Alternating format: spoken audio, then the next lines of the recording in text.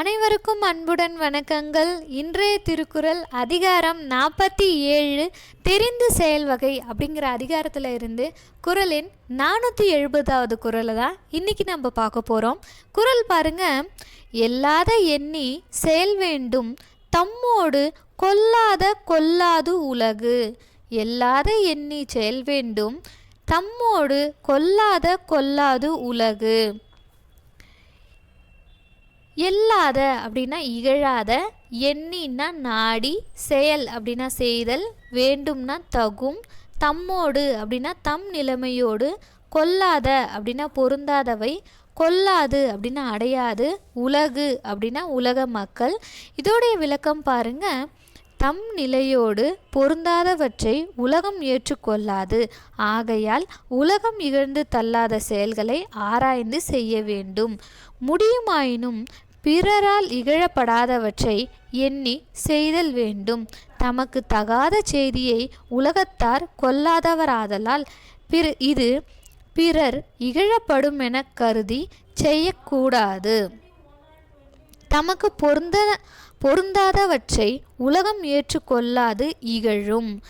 ஆதலினால் உலகம் இகழாதவற்றை நன்கு எண்ணி செய்ய வேண்டும். அதாவது பிறரால் இகழாதபடி சிந்தித்து செயல்பட வேண்டும். காரணம், தனக்கு பொருத்தமானவற்றை ஏற்காதது உலகு. தனக்கு பொருந்தாததை உலகம் ஏற்றுக்கொள்ளாது.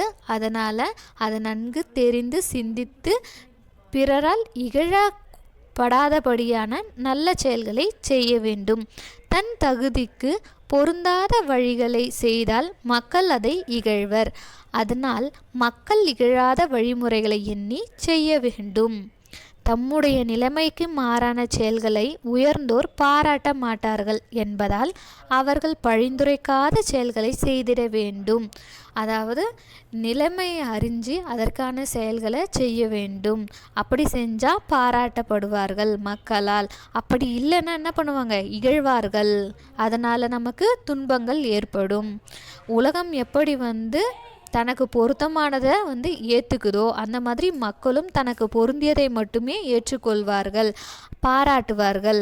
இல்லைன்னா பாராட்ட மாட்டார்கள், இகழ்வார்கள். அதைத்தான் அழகாக திருவள்ளுவர் இந்த குறளில் சொல்லியிருக்காரு பாருங்க. எல்லாத எண்ணி செயல் வேண்டும் தம்மோடு கொல்லாது உலகு.